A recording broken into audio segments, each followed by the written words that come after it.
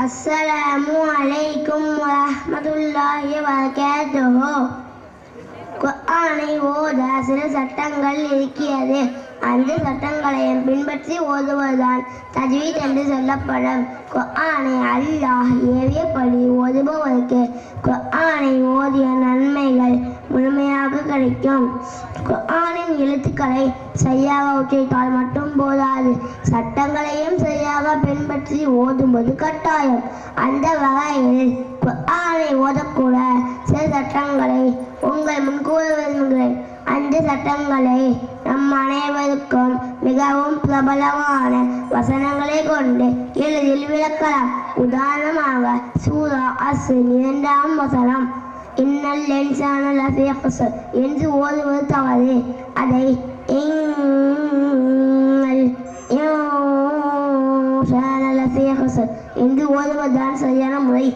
முதலில் இன்னா என்ற வார்த்தைக்கு நூலுக்கு ஷத்து வந்துள்ளது. நூலுக்கு ஷத்து வந்ததாலே அதை குன்னா செய்துதான் ஓத வேண்டும். எனவே இந்த வார்த்தையை இன்னா என்று மூக்கால் மறைத்து ஓத வேண்டும். அடுத்ததாக இன்சானா என்ற வார்த்தைக்கு நூலுக்கு சுக்குன் வந்துள்ளது. அடுத்ததாக ஷீன் வந்துள்ளதால் சுக்குன் பெற்ற நூனை மூக்கால் மறைத்து ஓத வேண்டும். இந்த சட்டத்திற்கு பெயர் யஹ்ஃபா. எனவே இந்த ஆயத்தை ஓதும் போது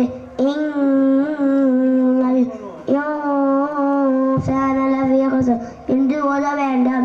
அடுத்ததாக சூரா இக்லாஸின் முதல் ஆயத்தில் குல் ஹுவல்லாஹு அஹத் என்று ஓதுவது தவறு.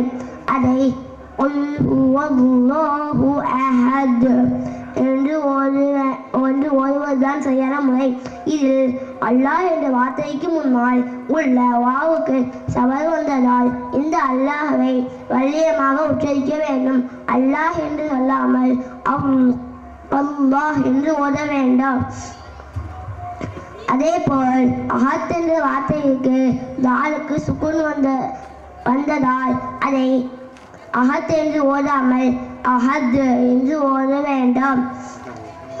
எனவே இந்த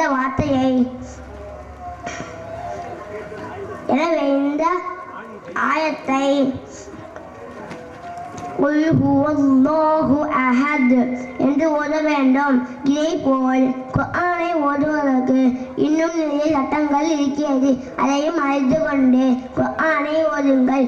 உங்களுக்கு தெரியுமா, குர்ஆனை ஓதுவதற்குரிய தஜ்வீத் சட்டங்களில் 90% சட்டங்கள் சூரா மாயிதா வசனம் 95 உள்ளது. அஸ்ஸலாமு அலைக்கும் வரஹ்மத்துல்லாஹி வபரகாத்துஹு.